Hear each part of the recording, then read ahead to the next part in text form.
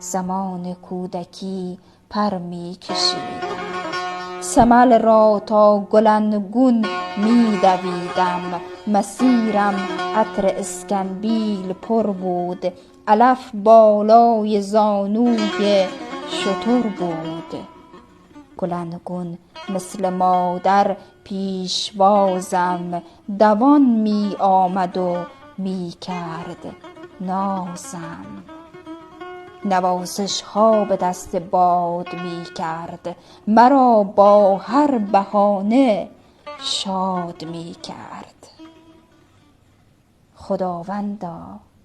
خداوندا به حق شیرمردان ثمل را تا ابد آباد گردان. اگر داغیست تسکینش تو فرما، وگر تلخیست شیرینش تو فرما.